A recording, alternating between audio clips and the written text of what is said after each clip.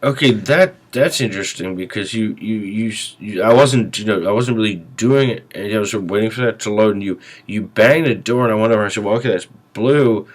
But if you did remote view and then you send me a blue, I mean, it may be that we're on the same page in the sense that there are things that, I'm sort of putting out information in these, but people who are aware of the things I'm talking about, there are things we don't know much about but are interested in. That is which is are interested in because we're aware of the problem, but I don't know. These are things I really don't know the facts on, but these are the kind of things once you're aware of the problem.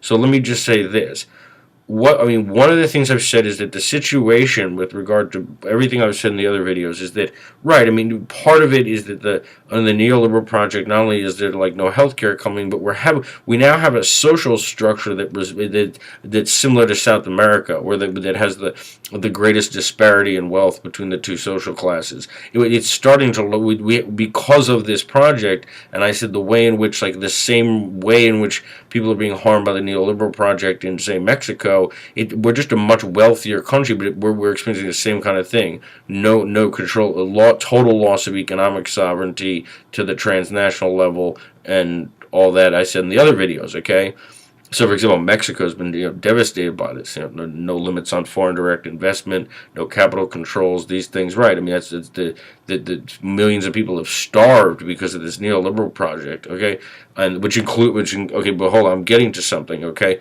which is that when this and you just bear with me. I mean, I'm just saying you banged at a time when I was thinking this, and then you sort of sent me to blue, and I know, like, in the sense that, like, right, we don't really know. But when people talked about, like, but how what's the because, okay, two things. One, it comes to mind because we now have a social structure that's looking pretty much like South America in a lot of ways. A big part of the flight of Latin Americans, like the people that are like Latino people that are coming here. Many of them are coming here desperate from the same type of economic harm that's being done here. It's just we're a much wealthier country, so it's less severe.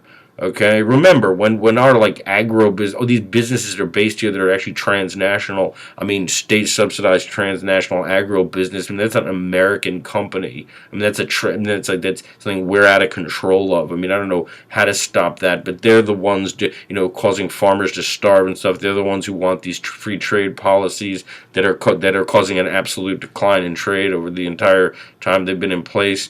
Okay, but I mean, see, to think those are American corporations in a nationalist sense is ludicrous. They're some kind of transnational capital formation, like, totally subsidized by the state. It's something like the Soviet Union would have come up with.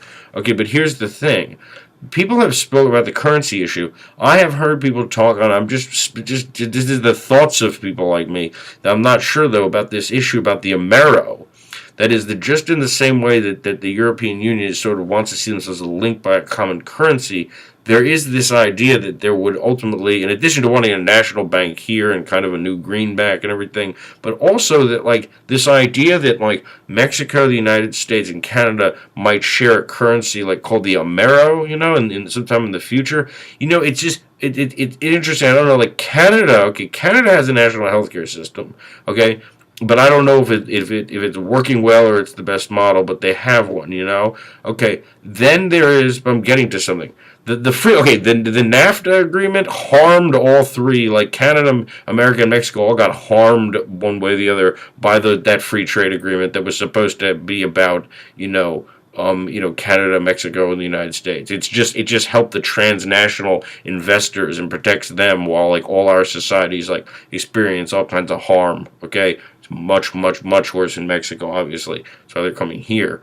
But here's the thing: were we to be some kind of, like, trade, an actual, like, that Mexico, the United States, and Canada were linked by a common currency and had economic sovereignty over our countries, but were an actual, like trade bloc, I don't know. Like perhaps because but certainly Mexico and us are being harmed by these things. And like I said, a lot of these transnational corporations that are empowered to act as a lender, they can do whatever they want. There's no limits on foreign direct investment. They buy up all, what they're doing in Mexico is basically genocide. I mean, I don't care where they're based because they have offices all over the place in Brussels, and decisions are made behind closed doors in like places like like I said, in London and stuff. I don't know what kind of capital formations there are. Those aren't like what a nationalist considers an American corporation. But here's the thing. Partly because it's entirely state subsidized, but I mean, right, there are solutions if people want to become like sort of, I don't know, literate about like monetary issues. But if they continue to believe that this political theater that's being played out by our Congress all the time is anything other than a game because no one knows what's actually taking place, we'll never get to talk to people about like solutions.